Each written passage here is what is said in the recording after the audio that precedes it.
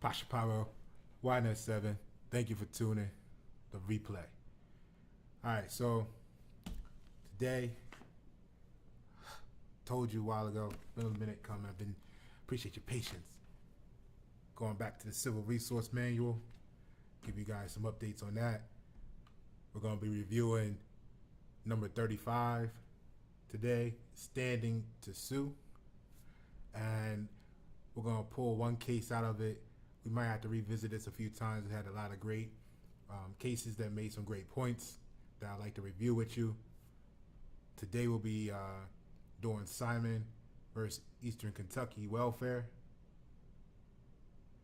And I want to use this one to make the point of, you see how everything nowadays is like, so let's dumb it down, let's make it simple. You gotta be quick, you gotta, be concise, which we went over in another video that concise means cut off, incomplete.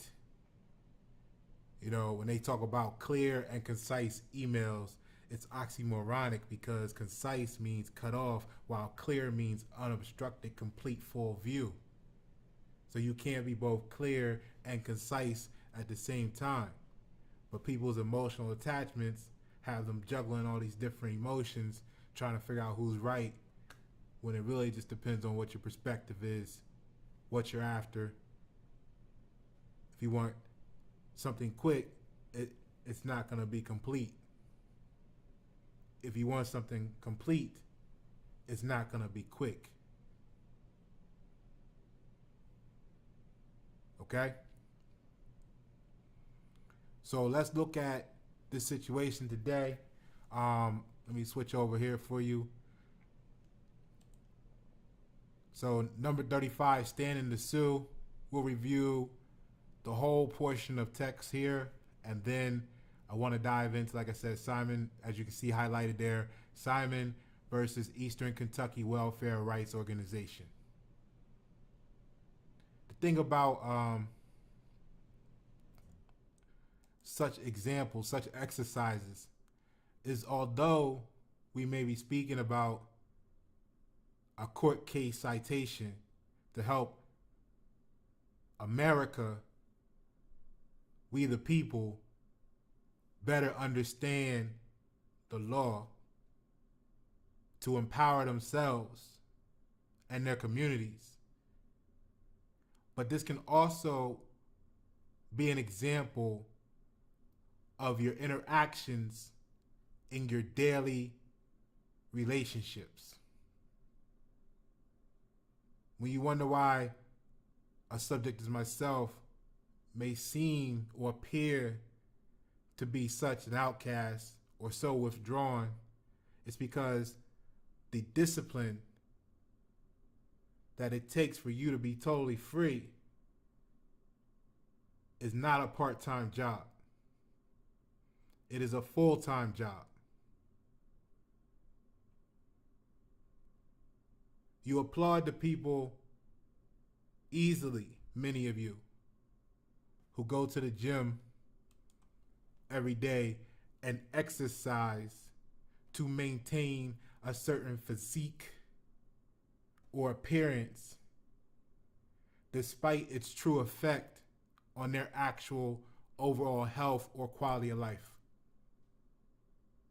Why not, as a people, we exercise the same body when it comes to our freedoms, and applaud that?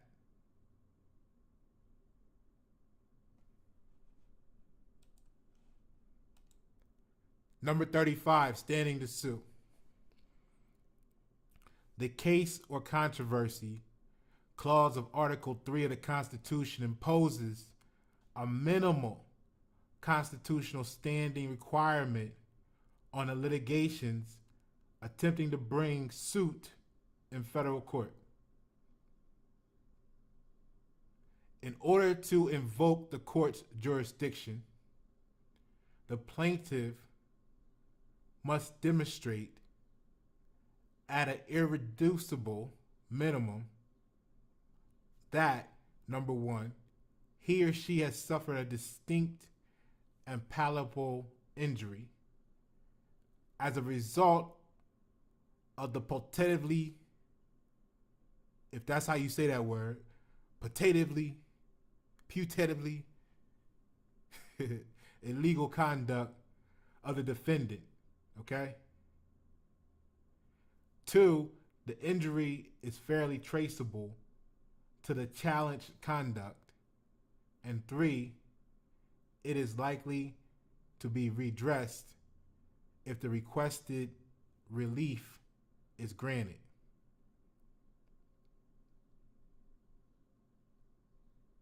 So when you look at that, standing requirement on all litigants attempting to bring suit in federal court in order to invoke the court's jurisdiction.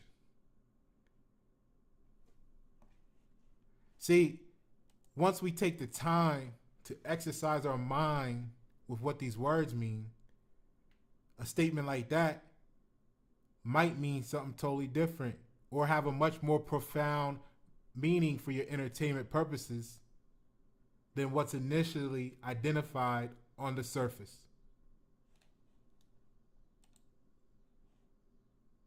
In order to invoke the court's jurisdiction.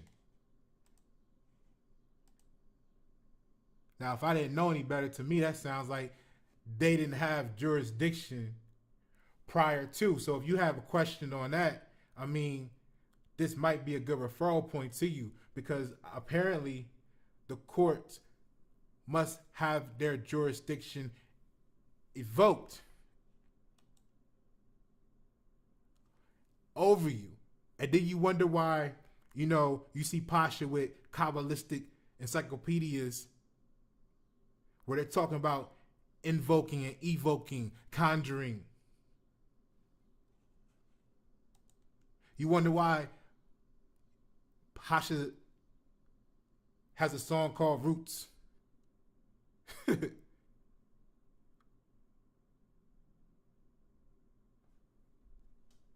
You might want to become an explorer.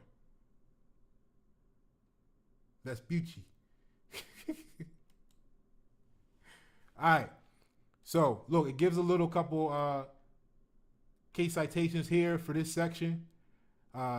Valley Forge Christian College versus Americans United for Separation of Church and State, Inc.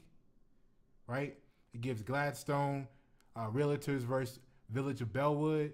And then the one we're going to cover today, which is Simon versus Eastern Kentucky Welfare Rights Organization.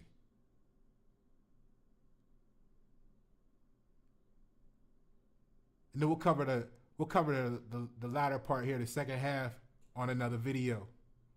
Fair? Okay. Let's get into this.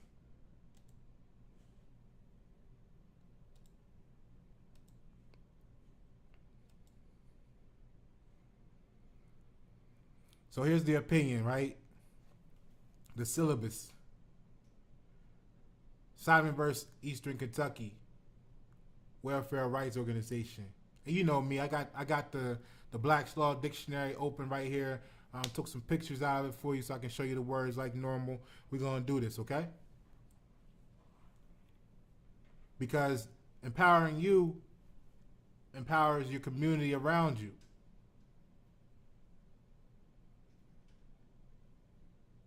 It don't cost you nothing but to spend time with Pasha. And you ain't even got to go nowhere. I'm right here, omnipresent in the ether, Nas.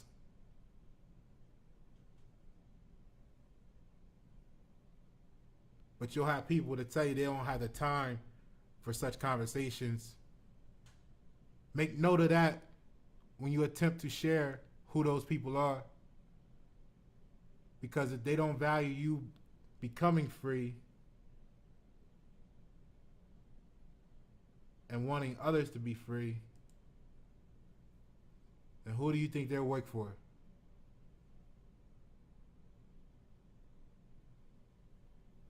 All right. Syllabus. Responding to number 74 1124 hereinafter respondents, several low-income individuals and organizations representing such individuals brought this class action into district court on behalf of all persons unable to afford hospital services against the Secretary of the Treasury and the Commissioner of the Internal Revenue. They claimed that Revenue Ruling 69-545, which announced an Internal Revenue Service policy of extending favorable tax treatment under the Revenue Code of 1954 code to hospitals that did not serve indigents to the extent of the hospital's financial ability, quote unquote, encouraged hospitals to deny services to indigents, and was invalid because it was an erroneous interpretation of the code and because it had been issued in violation of the Administrative Procedure Act. The complaint described instances in which the individuals, respondents, have been refused treatment because of their indigency, right? Which is another word for poor people, or the poor per the Black's Law Dictionary. If you look up the word poor, I'll show you later, it tells you to see indigent. So at hospitals enjoying favorable tax treatment under the policy announced in the challenge revenue ruling and alleged to be receiving substantial contributions as a result of that treatment. Okay? So it's like they were getting a tax incentive as long as they did this. At least that's what's being said here, right? So the district court overruled the motion to dismiss of the petitioners in number 74-1124 hereinafter petitioners, which included a challenge to respondent standing and on cross motions for summary judgment held Revenue Ruling 69-545 void as contrary to the code. The Court of Appeals also found standing in respondents but upheld Revenue Ruling 69-545. All right. So it gives you what held here. We're going to get to that in a moment. And first, let's go and view the actual audio from the oral argument. And I got the words here. We'll review the words as we come across from the beginning. But listen to how this argument goes. And again, another added value of these exercises here that I bring to you on the Knowledge Channel, YNET 7, thank you for tuning, is that, again, it helps you in your personal life. It helps you in your business life. Because you ever been in a conversation with someone and you tell them, hey, I understand what you are saying. You don't need to be so emotionally loud. Right? People are who they are. And what they're showcasing to you is they're not a professional at arguing. Okay? They're a novice. They're not a professional at communicating concepts. They're a professional at communicating emotion. Now, do you find fault in that person for being an expert at what they have taken the time to become experts in? No, because nobody's blaming you for being able to control yourself. Right? You put a lot of work in on that. Your first charge, you did a year probation for terroristic threatening, for telling someone how you feel. You realize you can't talk to people the way you want to, because they're too emotional, right? So when you listen to these arguments, I want you to imagine how the same argument would go with you and your spouse, with you and the chick or the dude you've been with for the last 4 years. All right? If it sounds like this, if this is the way the presentation can go, then congratulations. If not, I wanted to challenge you to, as a team, as a unit, work towards being able to have a significant conversation, a substantial point you're trying to make in this fashion. Why? Because it's so much more fucking efficient. I'm not saying you gotta be computers and robotic. Have some jokes, have some fun in there, throw your swag in. See if you can do it like this next time. See if you can articulate your point like this. Because if you can save, think about how many times you argue, how long you argue a day, okay? Maybe it's not every day you argue. Add it up to a week. How much do you, and I don't mean you gotta be fighting and shit. That's a totally different thing. But think about how long you guys have an argument, which is really just a debate, all right? If you want to put it like that. Especially about something important. Add it up per week, and then add it up per month. And then find out the number of minutes that you spend arguing a year. Okay, for some of you, you might be like, oh, we only argue 5 minutes a year. And for some of you, it may be like 8 weeks, all right? And then now realize that the idea that will later change the world took less than a second to enter the person's mind that acts on it. So if you spent 8 weeks arguing about bullshit with your family, your friends, your spouse, your significant other, people around the corner, and it only takes a millisecond to have a evolutionary idea for society, for your community, to empower the people around you, to bring prosperity to those that you so-called love. The fuck are you doing arguing for 8 weeks a year? Why are you asking any questions why shit ain't changed in the last 25, 30, 40, 50 years? Because we too busy putting energy into shit that don't fucking matter. And we demonizing every conversation that we want to have complete, so we ain't got no complete thoughts. And we spend so much fucking time arguing about shit that ain't gonna change nothing. We got people arguing with us about shit that's gonna bring change while they're arguing about why we need to change. That's how fucking backwards we are. So, if you want to be a part of the difference, let's start in the way we communicate. Let's get into this audio here.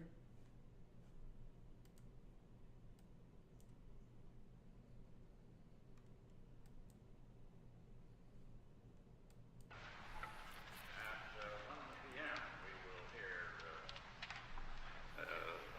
741110.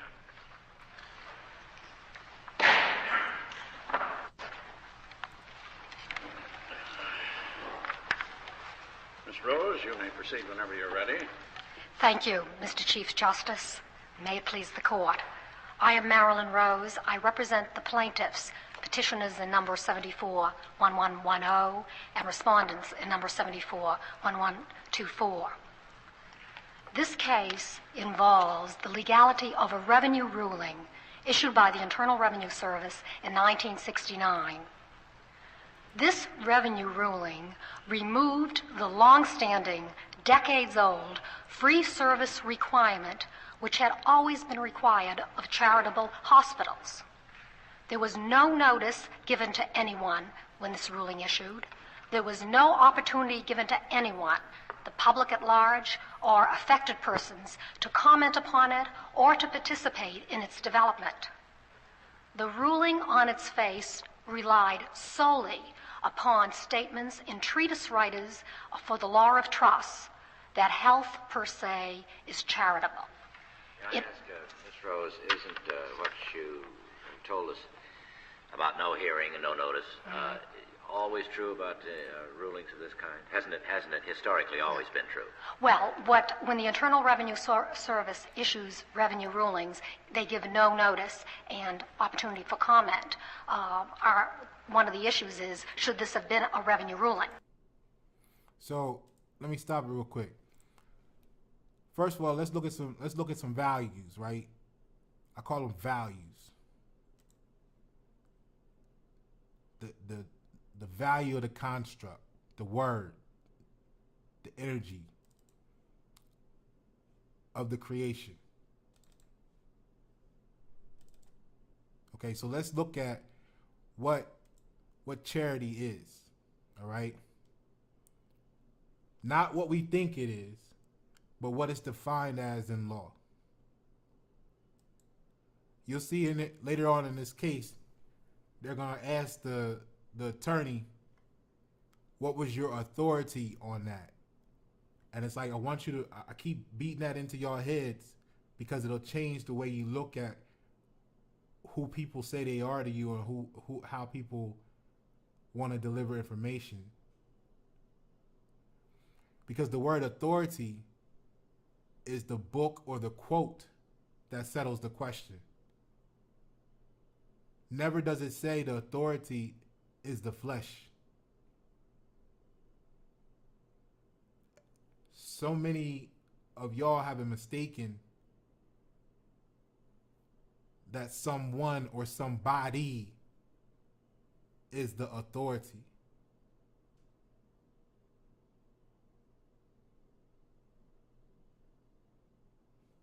So here we can see charity is subjectively the settlement or motive of benevolence and philanthropy in disposition to relieve the distressed. Now, while I'm going over this word charity with you, I want you to think about something. You know what I mean? Look at the words used to describe the word charity. And you'll question if this is why your job at certain corporations or at corporations or these big job places speak to you as if you were working for them and they are doing you a favor.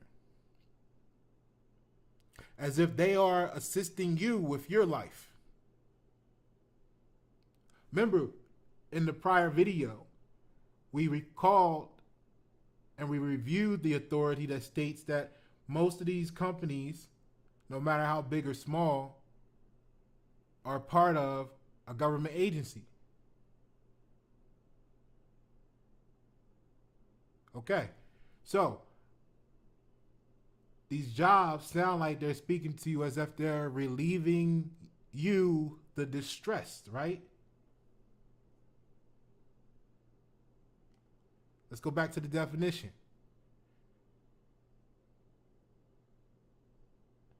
Subjectively, the sentiment or motive of benevolence and philanthropy, the disposition to relieve the distressed. Objectively, alms giving, acts of benevolence, relief, assistance, or services accorded to the needy without return. Also, gifts for the promotion of philanthropic and humanitarian purposes. All right? It almost sounds familiar, except for when they say without return, but I guess that's why they want you to own everything that you do at work. Right? Be responsible. Okay, so let's look at this, right? Let's look at what they consider the word poor. All right. So here, poor, they have, as used in law, this term denotes those who are so destitute of poverty or of the means of support, either from their own labor or the care of relatives, as to be a public charge. Now, I want you to note that section, as to be a public charge, because when I spoke to you before about charity a moment ago, you may have felt like your job wasn't charitable, or you in your life maybe, or at least now, are not receiving charity.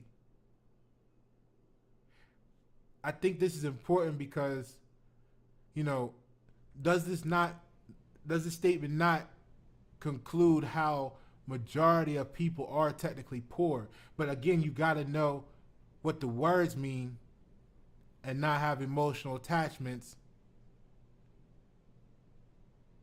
and have an open mind that may help you control your emotional bullshit, especially if you're one of the people out there judging other people, thinking that you're better than them for whatever reason. You might be fooling yourself because someone might have fooled you because you like concise instead of complete and clear.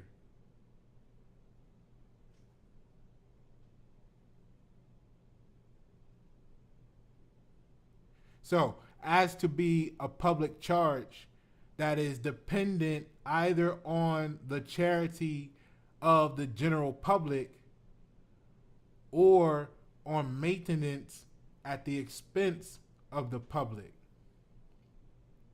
And that's where it shows you the term is synonymous with indigent persons. And it proceeds with court case citations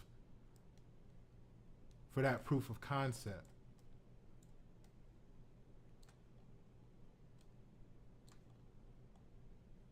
So I want you to stop if it's you, and if not, I want you to make sure the people around you understand to stop thinking that they're better than someone because they make $34 an hour or whatever the fuck they feel good about. They make $5,000 a month, $10,000 a month, whatever the fucking number is for them that got them all high and mighty. Because they poor too and relying on the support of the general public by definition, which makes them poor. So that's how you keep people divided and not accomplishing anything, because you're presenting the illusion that one is better than another.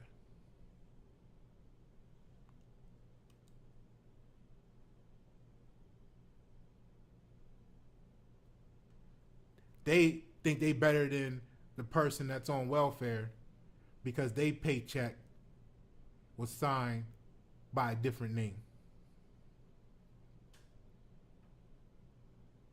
And they had to meet a certain set of requirements that were different than the other person, so it looks different. Think about it. When you talk to, you know, the person that talks shit about somebody that don't have insurance, and they trying to get service from the hospital, you've heard those negative statements about why they shouldn't receive it, and because they work every day and they did, right?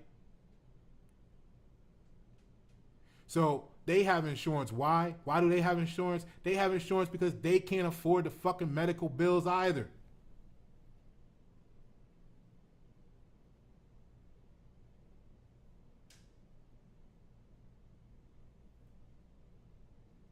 And the insurance company take their little $35, $60, $200 a month and put it into the what? Into the general public. And where did we just hear that? When it came to charity and poor. What? the insurance company takes the money, puts it in the general public to make it grow so that they can go to the hospital when they need services because their broke ass don't feel broke because their broke looks different and feels different. So they feel like they not poor.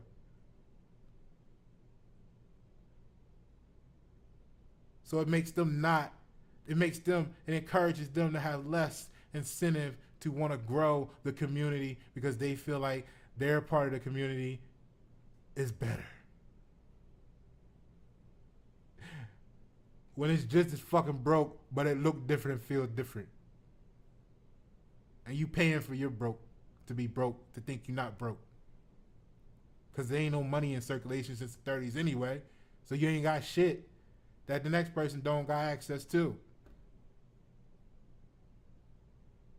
These are why these conversations don't go very far, because you start to change people's realities. See, they have put up all this stuff in their mind. The human brain always justifies what it wants to believe.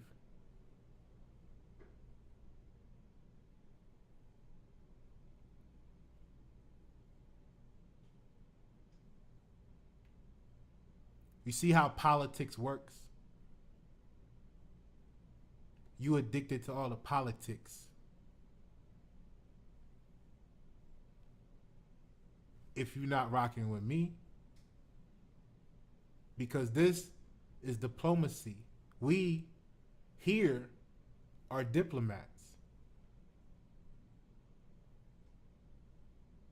not politics. Politics are looking to create revenue off of you. Diplomats want to empower you with authority. All right, let's get back to this. What else we got here? Standing. Let's go over standing real quick.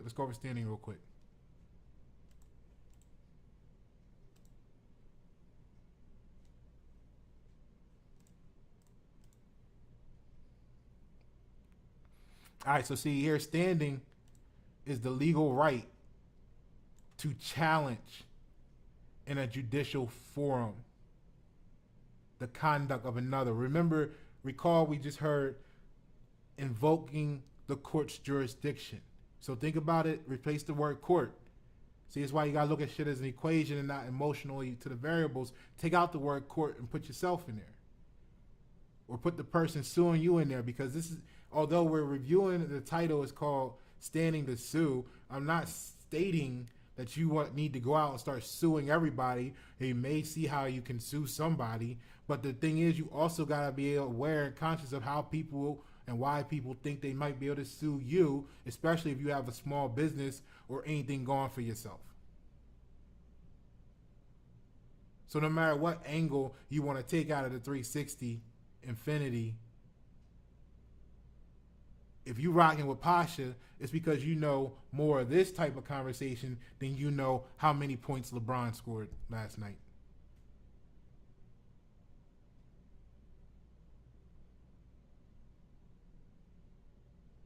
The only way knowing how many points LeBron scored last night get you out of a traffic ticket, get you out of the court case, is if you suck in the officer's dick somewhere. See, when you have the authority, you don't gotta suck dick. But like attracts like, so you can see why so many people around you want you to be a dick sucker. But we diplomats, so we gonna work off authority and not sucking dick, like politics. Okay? All right, so standing, the legal right to challenge in a judicial forum the conduct of another. Okay? Maybe we'll go over that more in the future. Let's get back to some of this tennis match of conversation.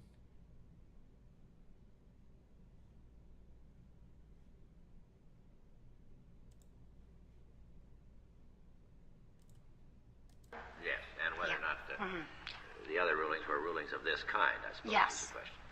Yes. There are three substantive violations which plaintiffs charge from defendants. First and foremost, plaintiffs charge that defendants exceeded their statutory authority and in effect amended the Internal Revenue Code when they permitted hospitals as charitable institutions to limit themselves to serving only the paying public. If the court decides this issue against plaintiffs, then our second issue is that this indeed, though it was called a revenue ruling, should not have been a revenue ruling. It was a substantive rule, and defendants were required to proceed in accordance with Section 553 of the Administrative Procedure Act. Ms. Rose, may I ask you kind of a preliminary question as to how you plan to structure your argument? Are you going to discuss standing and the Anti-Injunction Act and sovereign immunity at the latter part of your argument? Yes, Mr. Justice Rehnquist. The third violation, and this again is if the court rejects both our Internal Revenue Code and 553 arguments, is that nevertheless there was a violation of Section 706 of the APA, that this ruling was arbitrary and capricious because the defendants would have to have considered factors which they did not consider in the face of the ruling. As Mr. Justice Rehnquist indicated, there are jurisdictional issues which the defendants have raised. We believe these jurisdictional issues can be best considered and understood in context of the substantive issues, and for that reason we will address the substantive issues first. Section 501c3 and 170 of the Internal Revenue Code has never accorded hospitals tax-exempt status or deductions to the donors to hospitals. Unlike educational or religious institutions, which have their own independent bases, hospitals have had to qualify as charitable institutions. For decades, the IRS has required that the charitable hospitals provide either service exclusively to the poor or may provide service to all persons in the community, rich and poor alike, but they may not exclude the poor. This is the consistent position of every tax court and federal court that has considered the issue in the past 33 years. There is no case the defendants have cited where a hospital has been accorded 501c3 status without there being a finding that the hospital gave free service. This indeed is the similar position that IRS takes for all other organizations which are eligible for these statutory benefits, solely by virtue of being charitable. Every ruling which is cited in the defendant's brief, every ruling which is cited in the amicus American Hospital Association's brief, and every ruling which we have found, and this goes to date to 1975, requires that institutions which are solely charitable, as distinct from being charitable and educational or religious, or societies for the prevention of cruelty to children, also must serve all persons in the community, rich and poor alike. This is also the position of all state charitable cases, or virtually all state charitable cases. The defendants relied simply on a 30-year-old statement from Scott on Trusts. In 1939, as in 1967, the Scott Treatise states that health is charitable per se. But all the cases that Professor Scott cites, the tax cases and charitable trust cases, also have this rich and poor alike requirement. Indeed, the general law of charitable trusts, going back to England and more ancient times, has always considered that there are four heads of charity. Charity is either for the relief of the poor, educational, religious, or there is a fourth head. And this fourth head are things beneficial to the community, but things beneficial to the community must provide service to all persons in the community, again, rich and poor alike. This beneficial to the community does not permit there to be exclusion of the poor. The defendants argue that the Treasury regulation which issued in 1959, permitted them to make this change. That is absolutely untrue. The Treasury regulation, which issued in 1959, is an expansion statement on what is the law, charitable. But it was broadened to include new purposes, such as combating discrimination, juvenile delinquency. But there is nothing on the face of the ruling of the 1959 regulation, nor is there anything in its published history to indicate that there was a change and charitable organizations may serve only the paying public. In 1969, the American Hospital Association appealed to Congress to make a change and give hospitals independent status. This change was rejected. It was in the House bill. The Senate Finance Committee in October of 1969 considered the issue, and the Senate Finance Committee deleted the House amendment. The statement for deleting this House amendment took into account the fact that 3 weeks earlier, the Internal Revenue Service had issued the revenue ruling that's issued in this case. But the Senate Finance Committee stated flatly that they were removing this provision, that the revenue ruling and issue in this case did not conform to the Internal Revenue Code, and they wanted to consider the proposal in context of its implications on health legislation. I think it's clear that the Congress need not conform the statute to an administrative action, but administrators are bound to conform their actions to a legislative enactment. The court below recognized the judicial, administrative, and legislative history I've discussed, but they went further. They said that this need not always be the case, that defendants could take into account socioeconomic changes. They also made a statement that the so-called requirement of emergency service that in the revenue ruling may be of greater beneficial value to the poor than general hospital services, including inpatient care. Those socioeconomic findings are legally infirm. There is nothing on the face of the revenue ruling to indicate whatsoever that any of these matters were taken into account by defendants. The appellate counsel in this case, in the Court of Appeals below and in the Supreme Court, is making this, proffering this argument, but that is, should be rejected, as the Court of Appeals decision should be rejected. I think there are many cases of this court that have stated flatly that the post hoc rationalization of appellate counsel cannot substitute for the reason that the administrative agency used. And the administrative agency used solely Scott on trusts, and Scott and Truss has said the same thing, or had this one sentence upon which they rely, since 1939. And in 1939 and through the 1940s and through the 1950s and through the 1960s, yea, in the summer of 1969, Internal Revenue Service was still going after hospitals that refused to serve the poor. The poor had to be served. It is also factually infirm. Because of the limitations of time, I will not go into all the details. Our brief in chief and the brief of the American Public Health Association extensively discusses why it's factually infirm. In sum, HEW, which is the health expert agency in this country, finds there are over 23 million people in this country whose incomes are below the poverty guidelines, and at that time the poverty guidelines were something like $4,400 a year for a family of four. That these upwards of 23 million people have neither private nor public health insurance. And when we say that, we're including Medicaid. Medicaid is a very limited program in terms of eligibility for income and services. It doesn't take care of the poor. The health policy of the United States has continued to require that free service be given. The Hill-Burton program of HEW requires that free service be given. Title 16 of the New Health Planning Act, December 1974, Congress specifically said that until there will be a national, or if there will be a national health insurance program, there is still a need to serve everyone in the community, to serve the poor.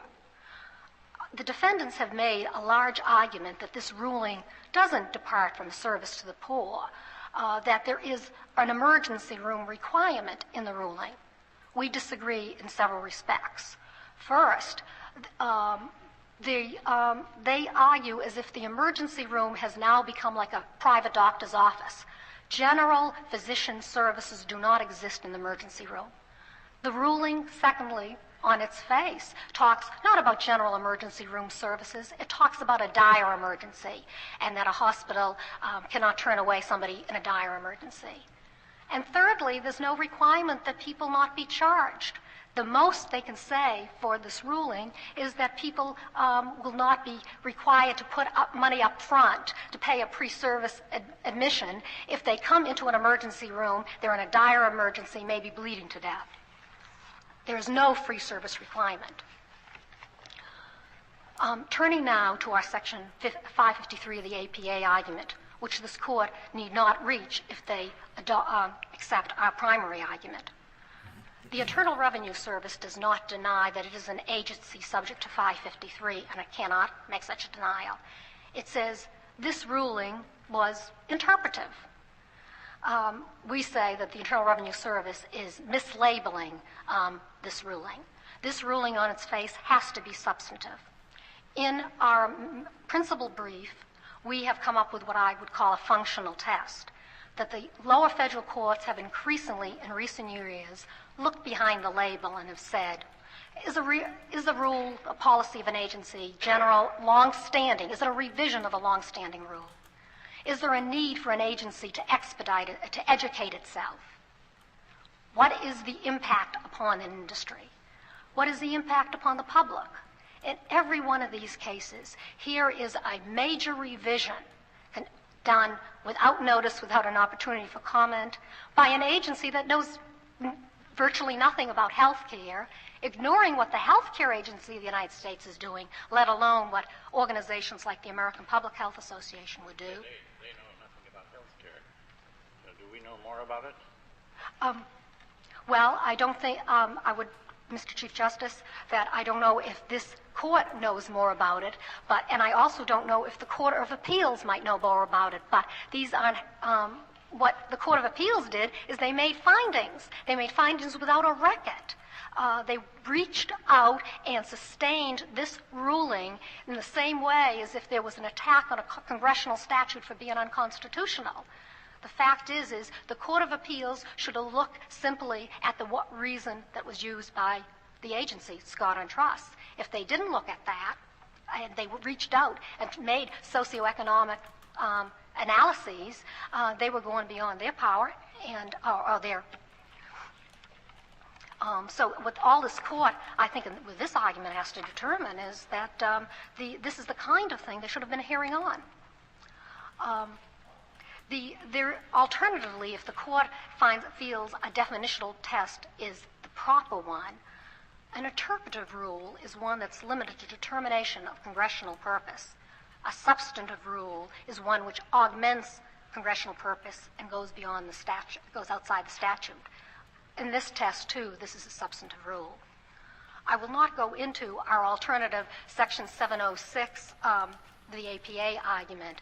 I think it's clear that the only way the defendants feel that the ruling could be sustained is they had to make the socioeconomic argument. It isn't on the face of the rule. The agency didn't consider it, and therefore all relevant factors were considered.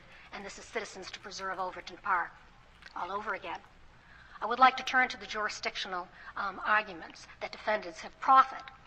Defendants have come up with what is a variety of jurisdictional barriers to plaintiffs maintaining this cause. Their first argument is an attack upon the rules laid down by this court and Abbott Laboratories and all other cases like it. It's an attack upon the presumptive reviewability of agency action. I don't think that the IRS intended to attack that for any other agency of government but itself. It says it is somehow different, but it's proffered no justification for making the Internal Revenue Service different from any other governmental agency. Well, how about, you say very little in your reply brief about our decision last spring in Worth against Selden. Mm-hmm. Now, don't you think that has some bearing on the case? Yes, and I will, if you like, I will turn to Warth v. Selden. Now, Your Honor, Mr. Justice Rehnquist. Warth v. Selden, of course, raises the question of standing to sue. Plaintiffs are poor people who are denied health care, denied admission to hospitals by hospitals which had been given 501c3 status. Yeah, but yours is kind of a House of Jack bill type of causation. The same as Warth, as I see it, where it's not just a direct causation, but it's if A hadn't done this, then B would have done this, then C would have done that, and then my people would have been okay. It's a fairly attenuated kind of standing, isn't it? Mr. Justice Rehnquist, I disagree. In Warth v. Selden, this court found that the defendants there weren't responsible for the inability of those people to find housing in Penfield. It was the marketplace that was at fault. In this case, there is a federal statute, the charitable provision of the code, which is intended by Congress to ameliorate the conditions of the marketplace. And what plaintiffs have said is, government, you have abrogated our rights under that statute. It's very different. Was that statute intended to confer any discrete rights on your clients? Oh, yeah, absolutely. Well, what's your authority for that? I think the whole history of the reason for the charitable provision of the code, just as the charity in the charitable trust. Is this... Go ahead. In fact, the defendants in their Treasury regulation, when they start off defining what is charitable, they say, principally for the relief of the poor. Has this court ever entertained an action of this kind where it's the claimed beneficiaries of a tax deduction as attenuated a situation as yours? What's the closest case in point from this court? From this court? Yeah. I don't know of any case from this court. There are lower courts. I don't either. Yes. In 1930s, there's a House report on the reason for the charitable provisions of the code. It is to lessen the burdens of government. This is a classic statement. It goes back to the law of charitable trusts, where the reason goes back to 1601 that charitable trust started was to take care of certain things that the government otherwise would be obligated to do. And the care of the poor was always the primary consideration. I think our plaintiffs are clearly within the zone of interest. Or without the letter from the Revenue Service, would these hospitals have served the poor? Well, you don't really know, do you? Well, Your Honor, if suppose the hospital's exemption has been revoked for failing to serve the poor. Well, if a hospital... How would that have helped you? Well, we're not seeking... This gets into, of course, into the Americans United and Bob Jones issues. We're not seeking whatsoever to have anything revoked. I understand that. Yes. I understand that. If a hospital... But you're saying that the modification of the rule permits the exemption despite the failure to serve charities. Well, let me turn this around. And if these hospitals hadn't served charities, under the prior rule, their letters would have been revoked. I think we must presume that when all through the years the Internal Revenue Service required service to the poor and hospitals were deemed to be charitable, that they were obeying the law, the entire Internal Revenue Code. They weren't required to do it. They weren't required under the law to do it. It's just if they wanted to be tax exempt, they did it.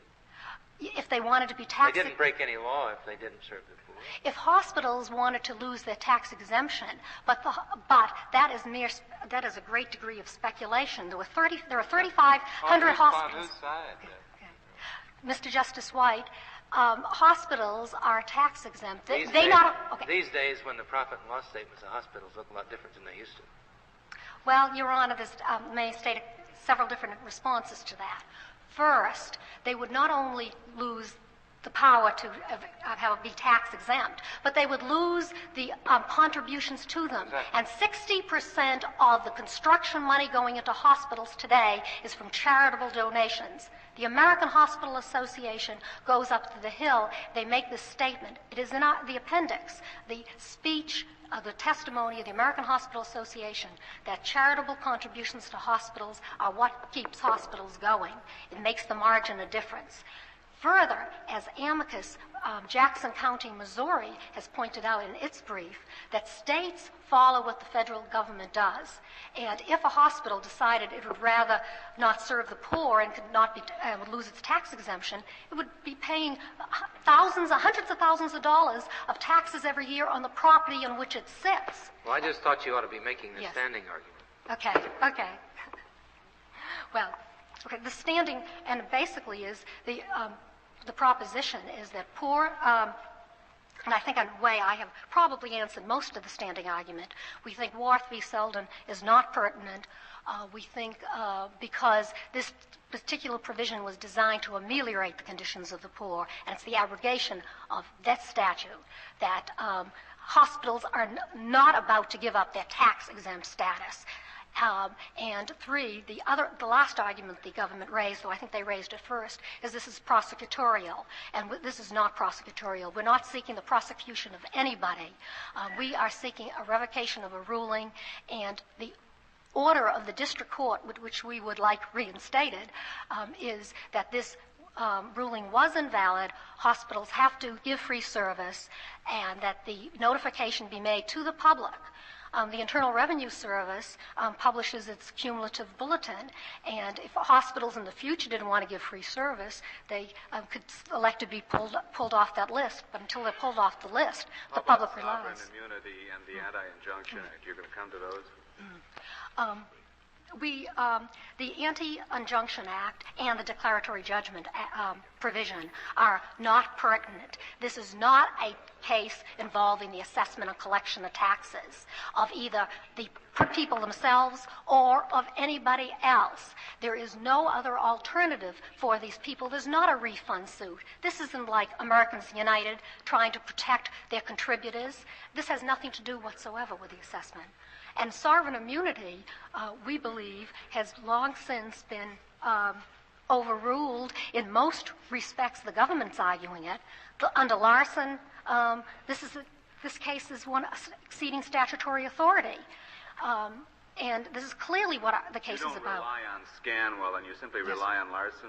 No, we have the alternatives. If you go beyond Larson, if you find for some reason the Larson doesn't apply, then we are relying on Scanwell. Which is not a case from this court. No, it's the court below. But basically, we're saying that for cases that are clearly APA cases, sovereign immunity no longer exists. This doesn't mean there isn't a sovereign immunity argument on property cases, damage cases, property held in the name of the United States. There is still a sovereign immunity argument. It just doesn't exist anymore. Or Abbott Laboratories and Barlow and Collins and data processing are all overruled. I think I will say thank you. Smith? Mr. Chief Justice, and may it please the Court. The government's position in this case simply is that published revenue rulings, such as the revenue ruling at issue here, do not present any issue for a federal court to review, and in that holding to the contrary, the decision of the Court of Appeals is erroneous.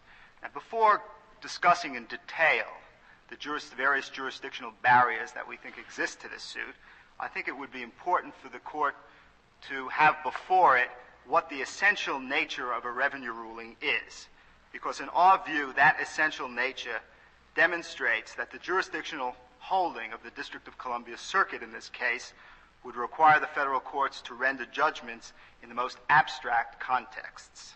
Now, each year, the Internal Revenue Service, pursuant to its statutory authority under Section 7805 of the Code, issues some 40,000 advance letter rulings. These advance letter rulings set forth its opinion of the federal tax consequences of specific proposed transactions. And those are private. And those are private. Sent to an individual in response to an individual inquiry. Exactly. And a few of those are later published. A few of those are later published anonymously. And of those 40,000, the service selects and edits several hundred for publication in its Internal Revenue Bulletin in a more abstract and anonymous form.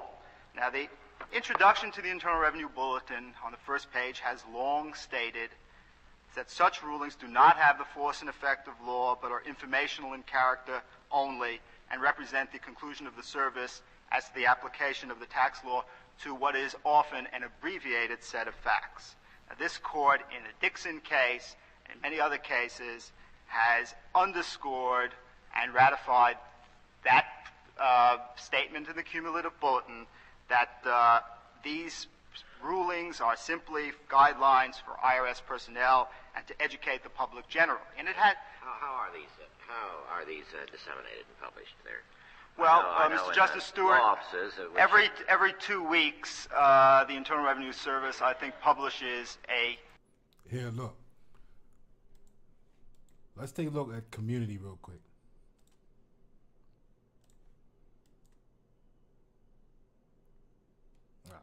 It's sideways. Okay.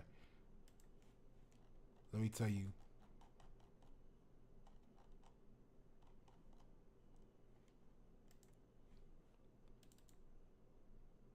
Community is neighborhood, right? Vicinity, state. Okay?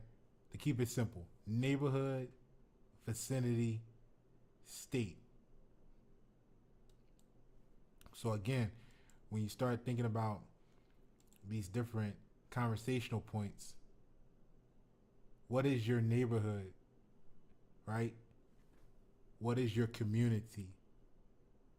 You got different type of communities, right? We're not just talking about street names and houses here and apartment complexes. What is your state? What, physical, state of mind, state of allegiance?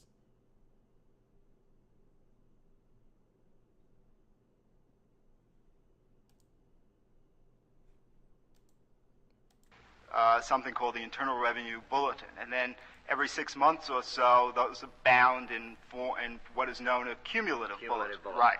And those are distributed to people, officers of the Internal Revenue Service, and people generally who are interested in the development of the tax law. Private tax lawyers can subscribe to it. Exactly. And indeed, anyone can subscribe to it. It's published. But you pay a fee and you get it directly from the government of the Internal Revenue Service. Now, yes. Now, these rulings contribute to have a salutary aim. They contribute to uniformity of interpretation because, as I think the court is well aware, it would be unfortunate if two different revenue agents in different districts were to apply the tax law according to their best lights, but coming out with different results on what is an identical set of facts. So they do that occasionally in spite of the Mr. Chief Justice, we try our best. The Internal Revenue Service tries its best, but often mistakes are made. Have a lot of them to deal with. Yes, and that these revenue rulings are an attempt to mitigate and minimize those unfortunate instances. In any event, these revenue rulings contribute to uniformity of interpretation, and in our view, contribute to the stability of the tax law by reducing controversies between the Internal Revenue Service and taxpayers, because as I think the court is well aware, many taxpayers do not like to litigate with the Internal Revenue Service. They would prefer to have an advance notice of what its position might be on a particular set of facts, and this educational program increases stability and reduces litigation and the intended burdens on the federal courts. Now, the format of the ruling, of a revenue ruling, is essentially a statement of facts, and it's often abbreviated with a brief conclusion as to what the federal tax consequences of those facts are.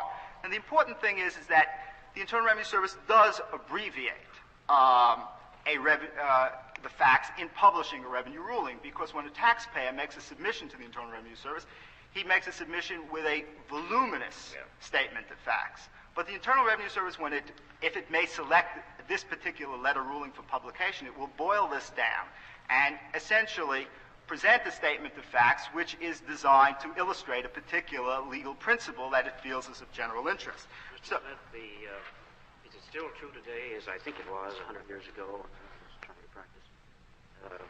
A rev rule is, maybe with an exception or two, about the lowest form of animal life in the formal weight of rulings. I think that's so, Mr. Justice Blackmun. The courts, of course, this gets into the argument about notice and hearing requirements, but they're not binding on the courts. In fact, there are scores of cases which hold that it's simply a statement of what the Internal Revenue Service thinks the law is. I know we always hopefully look for a TD or something a little... Oh, absolutely. That is a higher form of tax life. There's no doubt about that. And the one we're talking about here begins on 6A of the appendix to your brief. Is that exactly. That is Revenue Ruling 69-545. Now, this ruling itself demonstrates the hypothetical quality of what the plaintiffs are seeking, hypothetical quality of the relief they are seeking. Because as the court can readily see in perusing this revenue ruling, it sets forth two polar situations, Situation 1 and Situation 2, dealing with two hospitals, Hospital A and Hospital B. Now, Hospital A, there are a variety of facts in connection with Hospital A. It has an open board of trustees. It gives open staff privileges. It is involved in research and educational activities. It maintains a full-time emergency room, and no one requiring emergency care is denied treatment. To the contrary, Hospital B is almost proprietary in nature. It's owned by a small group of doctors.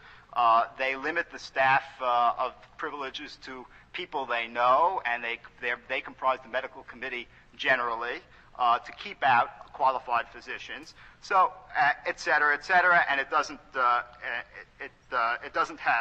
It maintains an emergency room, but basically to treat the patients of its own doctors. Now, these two polar examples were designed to educate the public generally and hospital administrators as to clear-cut situations.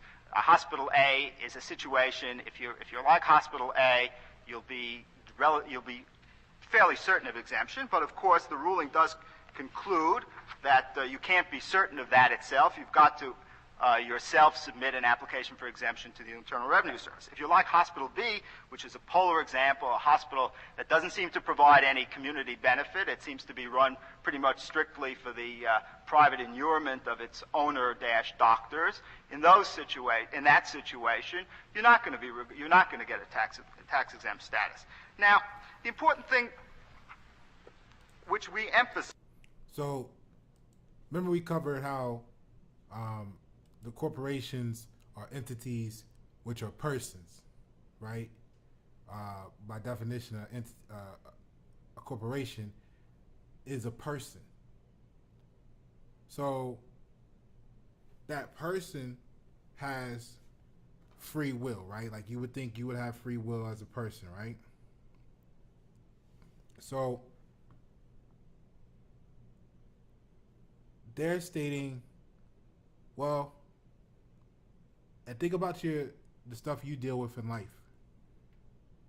You have more than one option to qualify, more than one way, to achieve something, right? Or do you have situations or you have situations in life where you need to fulfill all requirements to qualify, right? So you can say, well, now I'm not going to do A or B, I'll just do C, and that qualifies.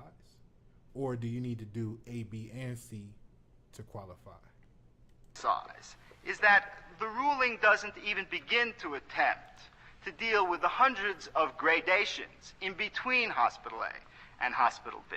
Hospital A, assuming for a moment that it doesn't treat people, that doesn't give free care to the indigents on a broad scale. Well, let's say it dropped its emergency room requirement, emergency room completely for, let's say, the particular example that it might be engaged in treating cancer patients or a particular kind of disease. Under those circumstances, an emergency room would be superfluous because such a hospital would rarely have need for an emergency room. Or, for example, a consortium of hospitals in a particular community could get together, and one could say, we'll have the emergency room, you have the nursing school, and a Mr. third. Smith, you're not suggesting that the issuance of this revenue ruling wasn't a rather substantial event. It was a substantial event, Mr. Justice I White. mean, the day before, the law wasn't that a hospital like the hospital in Type A would. I'm not sure that's right, because although the plaintiffs cite many cases for the proposition that the free care requirement was an absolute requirement, there is no reported decision, and I have found one, and there is no instance that I know of that the Internal Revenue Service. Yeah, but I take it you're arguing the case as though, even assuming that was the case. Even assuming that was the case, that the Revenue Service, at the moment that it issued that ruling, was then applying the revenue laws completely different than it had before. Now, you're arguing the case on that basis, aren't you? That's right. Now, it seems. And in fact, that was the understanding of the tax bar, pretty much, wasn't it? It was the understanding of the. Perhaps this isn't worth although quite frankly, I think if the decisions that the plaintiffs cite of the Court of Appeals indicate that there was no instance in which the Internal Revenue Service revoked the tax exemption of a hospital solely because they denied free care to the indigent. May I ask, now that I've interrupted you, does this involves the tax benefit that a donor or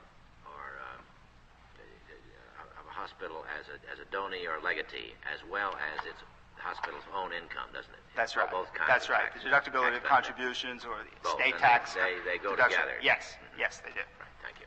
Now, given the fact that this ruling that is under challenge here just presents these two hypothetical polar examples, I think it's important to point out that if a particular hospital decided that it didn't need an emergency room for a particular reason because of its own mode of operation, it would not necessarily have been denied a tax exemption by the Internal Revenue Service, and that to us demonstrates the hypothetical quality of this suit, because this ruling came up or was published on an abbreviated set of facts.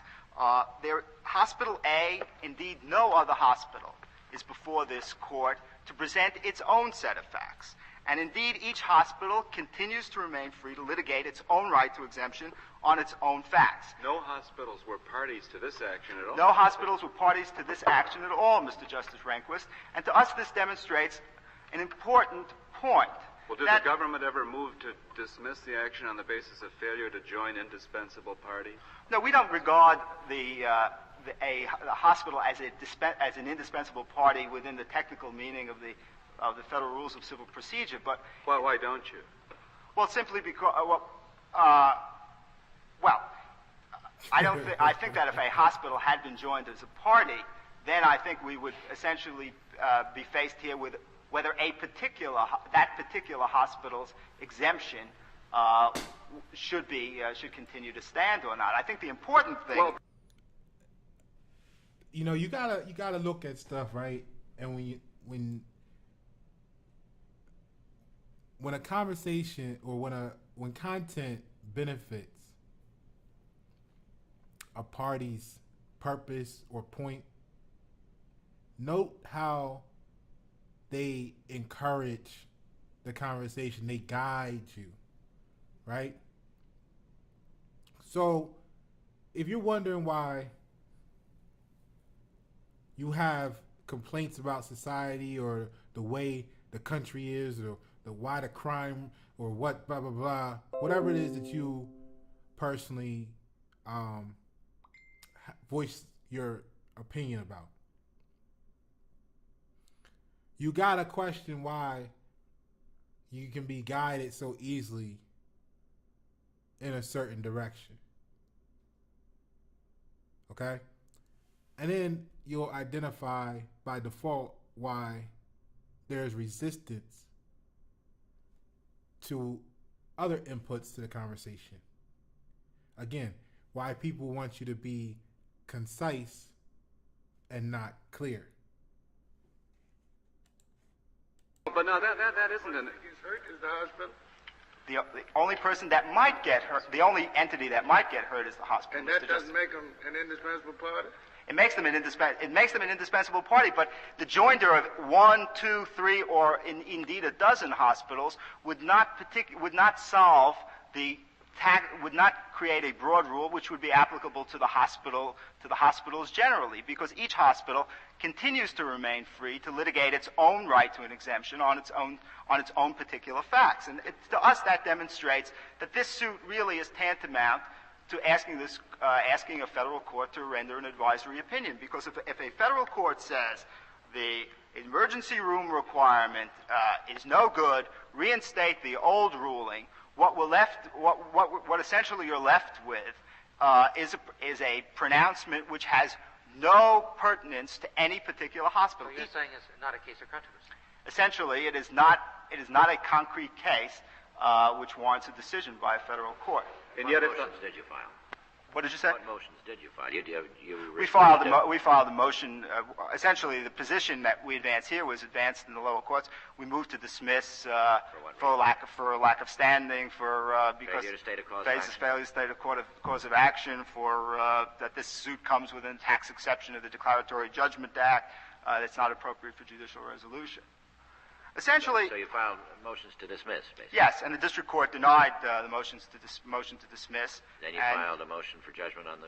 Yes. For judgment. Yes, and the district court, essentially, the district court decided that it had jurisdiction, held the ruling invalid, and granted the broad declaratory relief that the plaintiffs seek. The Court of Appeals held that the federal court had jurisdiction, but held the ruling to be valid. Supposing the district court had been affirmed by the Court of Appeals, would that have had financial consequences to hospitals? It may have had financial consequences to some hospitals, but it's entirely unclear as to how many, if any, hospitals would have suffered detriment. The point is that each hospital continues to remain free to litigate its own right to a tax exemption. Indeed, in Hospital A in this case, as the ruling demonstrates, was involved in educational and research activities.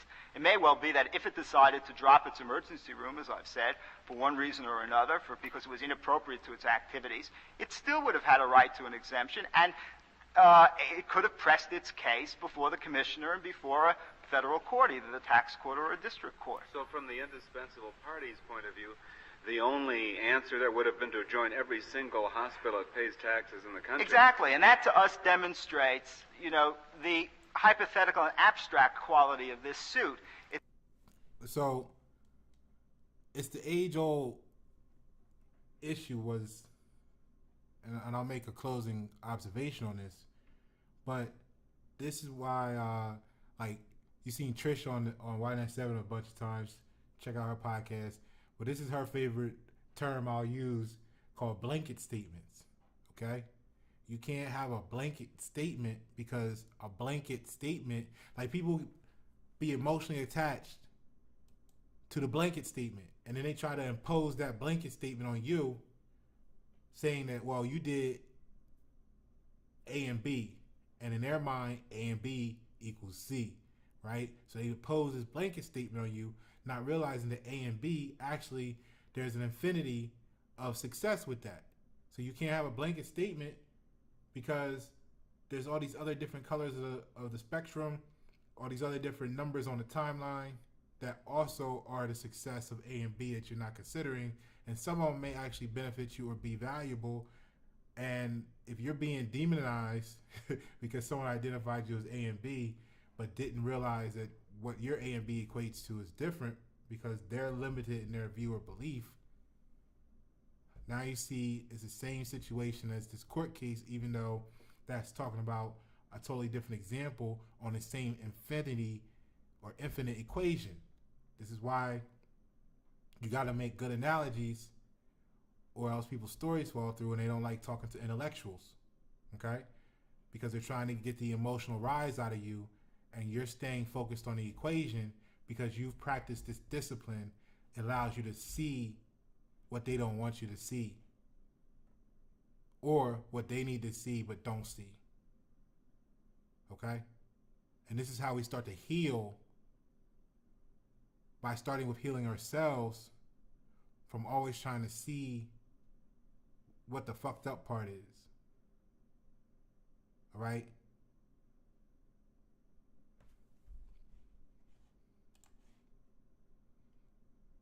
It doesn't attempt to solve anything of general import, and a revenue ruling doesn't attempt to solve anything of general import. It's simply a published statement on abbreviated facts of the Internal Revenue Service, boiled down, which attempts to educate the public about general Internal Revenue Service positions.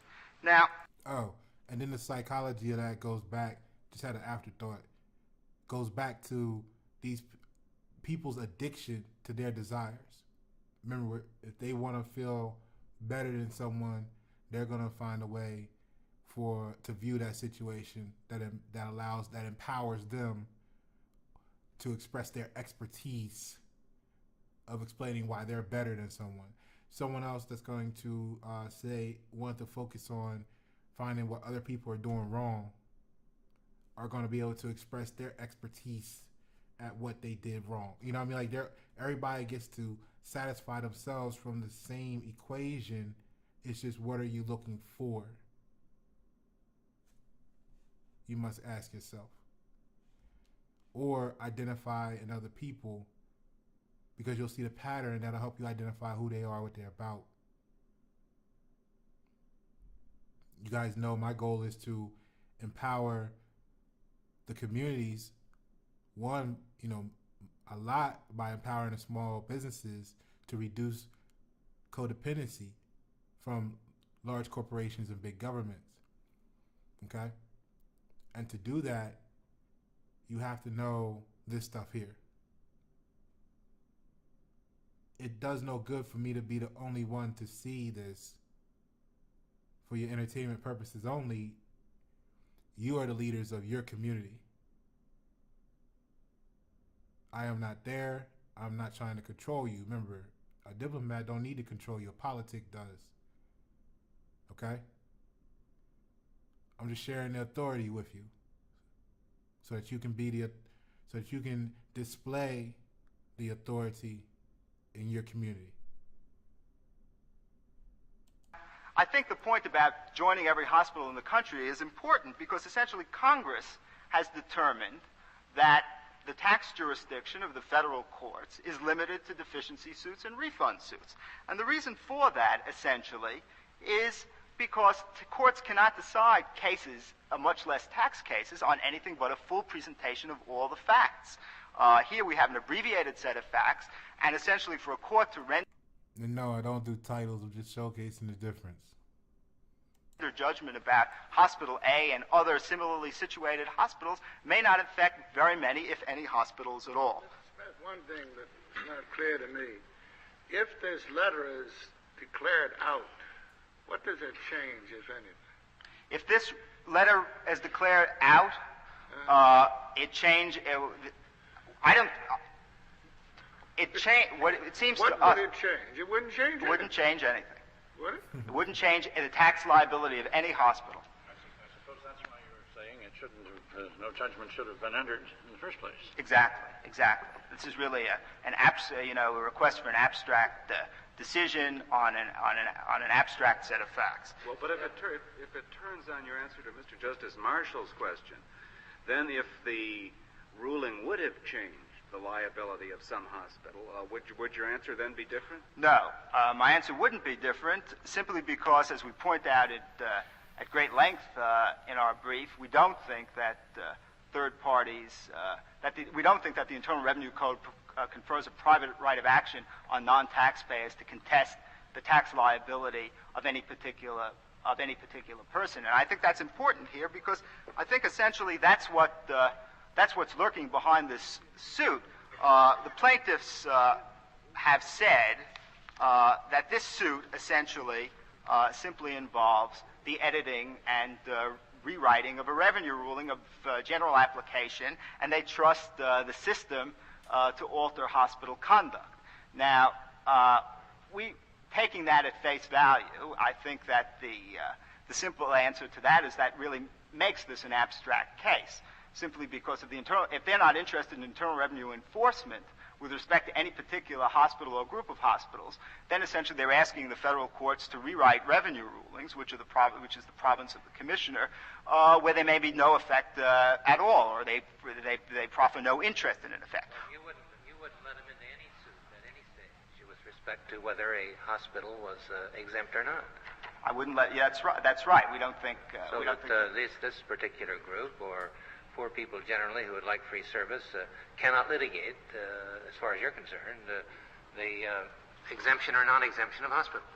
Exactly. Any more than A cannot litigate the propriety of a ruling given to B if he doesn't like B, if he thinks B is a competitor of his, if he thinks that for one abstract reason or another that the ruling was incorrect. The Internal Revenue Code simply doesn't confer private rights of action on citizens generally to challenge the tax consequences that the Internal Revenue Service has conferred on a private party. I think that's absolutely well settled. I think that the court, if there's a decision which is in point on this of this court, it seems to us that it's Louisiana versus McAdoo, which the plaintiffs here had dismissed as overruled. That decision hasn't been overruled. There, the state of Louisiana, which was itself engaged in the production of sugar, brought a suit against filed a motion for leave to file a bill of complaint in this court in an original action to force the Secretary of the Treasury to increase the quotas, the duties on imported sugar. It, as a producer of domestic sugar, felt hampered, and those rulings were operated to its financial detriment. And the court simply said that kind of action, it dismissed it without considering the merits, would operate to disturb the whole revenue system of the government. And that the court's role in such a case would be to interfere with the very function of government. And if another decision which we think is virtually on point is the Dorsheimer case, which was rendered by this court over... Can anybody, any person that you know of challenge an exemption letter? I'm sure that if you cancel one, the fellow whose letter is canceled can litigate with you, but how about the other way? No. So that if you want to grant an exemption letter, whether it conforms to the statute or not, you're home free. Well, Mr. Justice White... Well, yes or no? Is the answer is yes, but that has been a decision of Congress to confer this the power to administer the tax laws in the Commission of Internal Revenue. And some congressman becomes aware of this and gets excited enough, he could embark on some kind of an investigation or inquiry, couldn't he? Indeed, Mr. Chief Justice, a simple letter to the Internal Revenue Service I have found by a member of Congress elicits a very prompt response. And if it doesn't, then they can go on with congressional inquiry. Absolutely, and they can enact legislation. And if particular public officials have acted in a way that the Congress thinks is improper, the Congress can seek to call them before investigating committees. Indeed, recent... they do that sometimes, don't they? They do that. In fact, the present incumbent Commissioner of Internal Revenue has been before Congress some 29 times in the last year. Congress has exhibited a very detailed interest in both substantive tax law and in the administration of the revenue laws. And it seems to us there is just some things that the courts don't get into, and one of them is the administration of the tax laws as the Commissioner sees fit. This to us dates back to the Second Congress when in 1792 Congress enacted a provision saying that the Secretary of the Treasury shall direct the collection of taxes, which were then internal taxes, as he shall judge best. And the present code follows through on that, grants a number of wide discretionary powers to the Secretary of the Treasury and his delegate, the Commissioner of Internal Revenue, to publish rules, make assessments, bring civil actions, and that authority is explicitly and solely conferred in these public officials. The Internal Revenue Code doesn't confer any private rights of action in those cases. And indeed, as I was saying, the Dorsheimer case, it seems to us, is another case which 100 years ago this court was faced with a situation where a collector of the Internal Revenue and two informants brought a suit against the United States urging that the Secretary of the Treasury improperly waived a penalty in a particular liquor tax violation case. And they were indeed hurt because at that time they had an existing right to part of the proceeds of the penalty. They felt that the penalty should have been enforced, and they would have gotten more money. Did the Dorsheimer case go off on standing or on it went off or controversy? Mr. Chief Justice, it's very hard to know how that case went off. The court simply said, with respect to the discretion of the Secretary of the Treasury, it was the exercise of his discretion in a matter entrusted to him alone, and from which there could be no appeal. I suppose the court said that there really wasn't a case for the court to consider. This was something that Congress had given this public official sole discretion to do, and you can't appeal from that sort of thing. And today, indeed, the Internal Revenue Code provides for discretion of the Commissioner of Internal Revenue to settle cases. If a case is settled and some third party doesn't like the way it was settled, there's no cause of action to come into the federal courts. You could audit somebody and allow a depreciation deduction, and nobody can really challenge you. Exactly. And it seems to us that Congress has made a decision that these particular public officials, they may make mistakes from time to time, but the presumption is that they're operating sincerely in accordance with their best lights. The tax law is hard, but the Internal Revenue Service is staffed by people who have a good deal of expertise in this matter, and the courts are not going to second-guess them in this context. Definitely, Mr. Smith, these rulings are subject, are they not, at any time to revocation? Of course. And even when revocation may affect a given taxpayer. Indeed. The Internal Revenue Service reserves the right to revoke something retroactively, and he generally only does it when there's been an omission of a material fact, but he can do it, and this court in Dixon and American Automobile Association has said that he can do it. And Mr. Justice Brennan, that brings up another point about... That can be tested in the charitable case by the contributor, can it? That can be tested in the charitable, yes, as the court had indicated in Bob Jones. But in the other case, where a guy is... some corporation or foundation is violating its exemption, nobody can do anything about that but the commissioner. Exactly. Of course, the public has a right to bring the matter to the attention of the commissioner. But no legal action can reach it.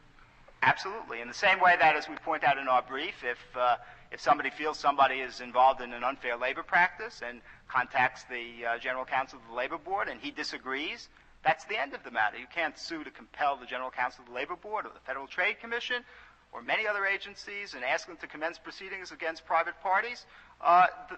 Congress has vested discretion in these officials alone to enforce those statutes. I want to mention one other thing, and sort of as a concomitant to what my discussion with Mr. Justice Brennan, and that is these the difficulties engendered by these kind of injunctive actions in this case are illustrated by what happened after the district court's judgment came down. The district court voided the revenue ruling and enjoined the commissioner from taking any action consistent with it. Then, of course, the government appealed. Of course, during that time, there were many hospitals who were anxious to have their tax status clarified. Contributors were anxious to have their deductions clarified. Municipal bond issues were pending as to whether hospitals were tax exempt. The government applied for a stay to the district court of its decision in order to allow, at least until the matter was resolved throughout the courts, to have its policy continue to be extant. The district court denied the stay. The Court of Appeals denied the stay.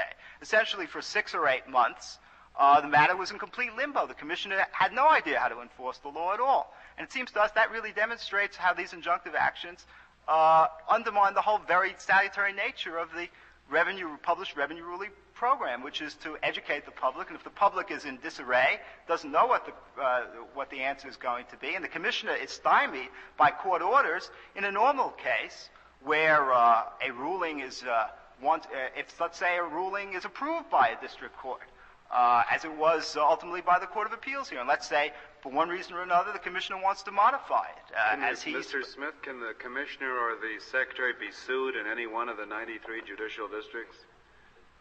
I think so, simply because he has, there are Internal Revenue District offices there, so I would think that he could. So it's not just a question of litigation in the District of Columbia Circuit, I think. I think that's probably right. Bob Jones came up out of the Fourth Circuit. Right. Bob Jones came up through the district courts. Yeah. Right. Well, the final point that I was going to make was essentially if a ruling were approved and the commissioner wanted to modify it in some way, I presumably would have to go back to the district court that approved it by an injunctive order to get permission to modify it. Otherwise, he would be in contempt of that court order. The tax law simply can't be administered that way, we submit. And for the reasons we've set forth probably at too great a length in our brief, we submit that the judgment of the Court of Appeals be reversed and remanded to the district court for an entry of judgment dismissing the complaint for lack of jurisdiction. Rose, your time is up, Miss Rose. My time is up? Do you have something factually to raise other than argument? We'll give you a moment. May I make one statement of fact? There are over 12,000 lawsuits that are brought every year involving revenue rulings on refund and deficiency situations. And that is where uncertainty may lie, if there's uncertainty.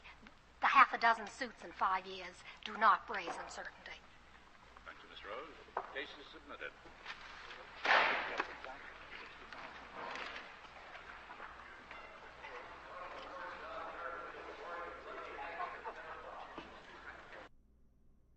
So that's the actual tennis match. That's the contest.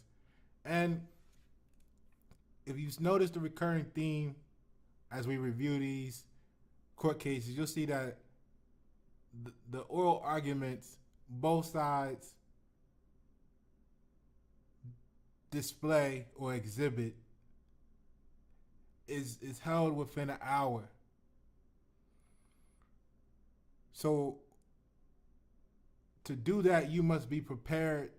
You must prepare your presentation, right?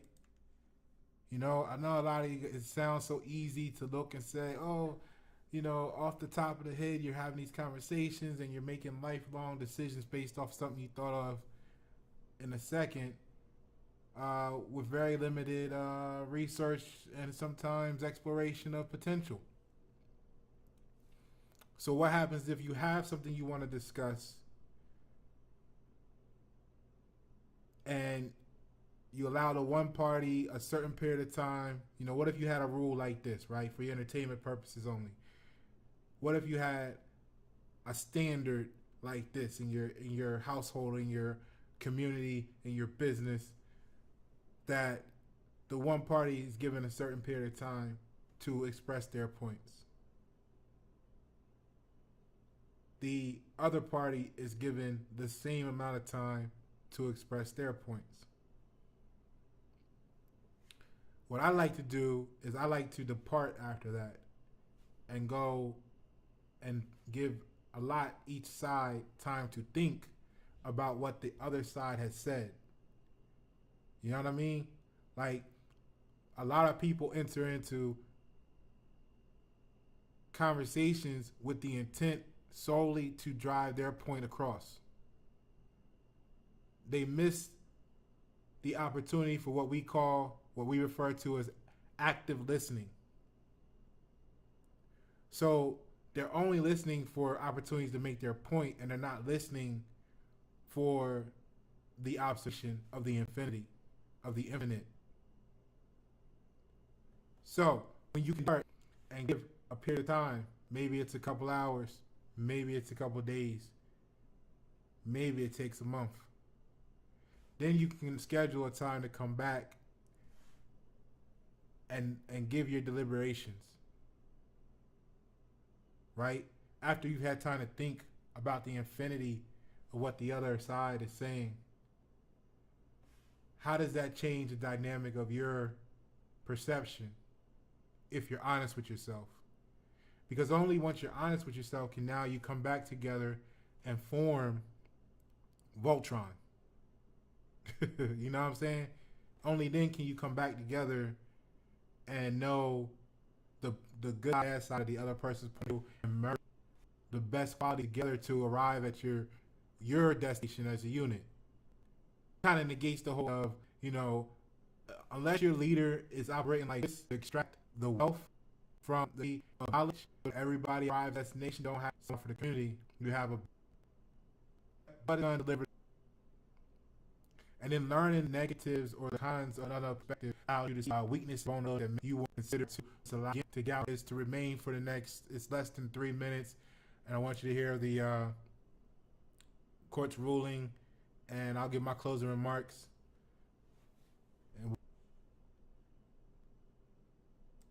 1124 and 74, 1110, Simon and Mr. Just Hall. These cases are here on certiorari to the United States Court of Appeals for the District of Columbia. The plaintiffs are indigents and their organizations. They brought this class action against the Secretary of the Treasury and the Commissioner of Internal Revenue. They attack the validity of the IRS revenue ruling that extends favorable tax treatment to non-profit hospitals for general immunity. The ruling entitles donors to take tax deductions on gifts to these hospitals. The ruling applies even though indigents are not served. The Court of Appeals sustained the validity of the tax ruling, but we do not reach the merits as we conclude that the plaintiffs did not allege a case or controversy under Article 3 of the Constitution. Although they do allege denial of hospital services because of their indigency, they failed in the hospital as a defendant. The only defendants are Treasury officials. Nor does the complaint aver that the hospitals that denied the service were dependent upon tax-deductible contributions. Thus, it is wholly speculative, so far as the complaint shows, whether the tax ruling bears any relation to denial of the service. We conclude, therefore, that respondents failed to establish the judgment of the Court of Appeals is therefore vacated and the case remanded. Mr. Justice Stewart filed a concurring opinion. Mr. Justice Brennan filed a dissenting opinion concurring in the judgment, with which Mr. Justice... Okay, so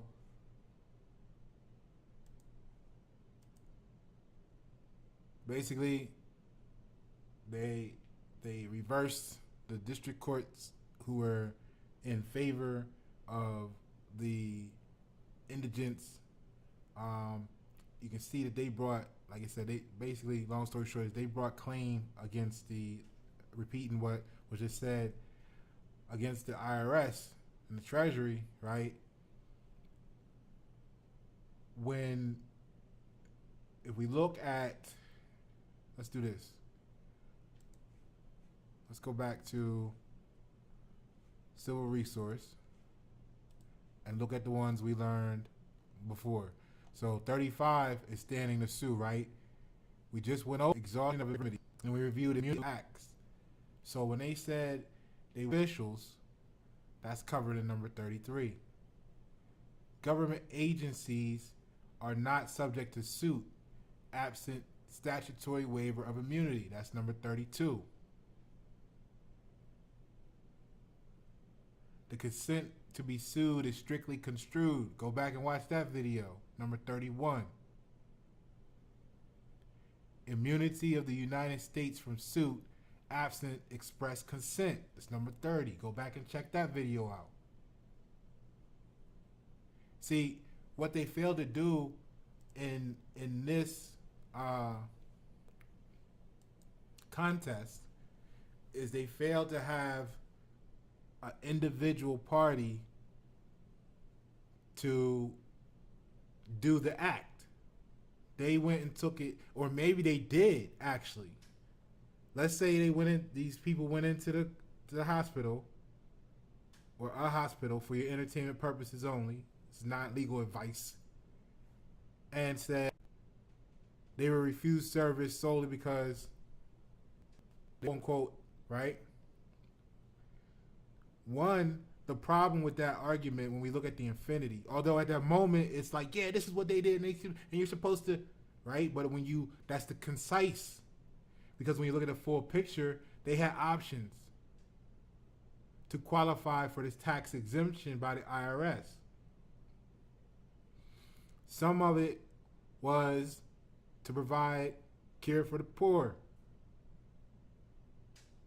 Another option was to have a school. Another option was this. So technically you could have, but we're going to provide schooling to those who can afford it, kind of, or you get what I'm saying? They have the free will to say what they're going to still qualify for this tax exemption. So what the government's going to do is say, hey, we didn't tell them, we didn't tell you no. Where they were a facility by a hospital that was claiming that's what they were doing to receive the tax exemption. And then if that was the only thing that they were doing, agency, part of the agency, that's a part of the government, and they are liable. Now you have a focal point, and what allowed them to do it is the confusion or ambiguity of the IRS Treasury tax code. Then you can argue why they did it, what happened to you, the penalty, and all this stuff. But it has to be, remember, it has to be not an agency, because of government agencies are not subject to suit, absent statutory waiver of immunity. So in this case, they didn't waiver. They're going to say, hey, we didn't tell them they had to tell you no. We didn't sign off on that. We didn't force them. You know? I was talking to someone called me earlier, and they were like, hey, take an exam. Somebody they know, take an exam. Had to be told they need to retake the exam because they weren't sure if they took it properly. I'm going to describe it like that. And the argument was that they felt like they were doing this to them because they scored so high on a test and they did it in like half the amount of time allotted. So they were like the first one done and the highest score. The question is not how you feel about what's being done to you. The question is, what did you sign off on when you started? What in their terms and conditions describes or covers that portion about what happens when you take the test and you get a score? What's their review process? Go back to number 34 on the Civil Resource Manual. What was their administrative remedy? Exhaustion of administrative remedies. Did they outline this process and say, well, if we feel this way, we don't care if it did true, looks true, we can just decide that we want to randomly pick you to retake it, whatever. What did they outline?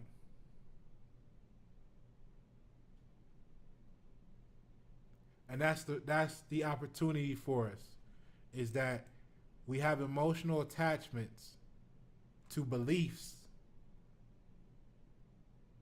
sometimes prior to doing the research so that we know. The belief was that the IRS did their little treasury thing, documentation, tax code, and that is going to be why the hospitals say we're going to refuse your service because we're going to get this tax benefit because, you know, they're not trying to pay for everybody to just receive this if we give it to anybody. Right?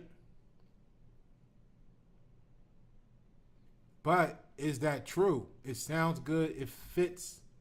If you only state that, everything they said is true. But all the little spider webs in between connection points show you that it wasn't true. It was part of the truth. You see what I'm saying? So you can say something that's true and still be wrong when it comes to the conversation. And that's where a lot of people get frustrated, because they're trying to say something that's true but has no meaning or value to the conversation they're making or the argument. And then they want you to emotionally connect to that to bring you to the agreement with what their purpose is. And when you stand on the infinity then they want to blame you for being difficult because you're remaining true while they want you to be part-time true. Okay?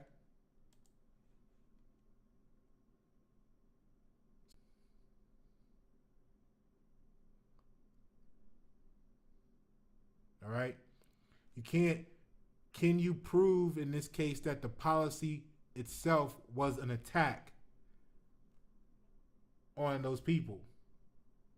Or did the policy enabled by abuse and attack?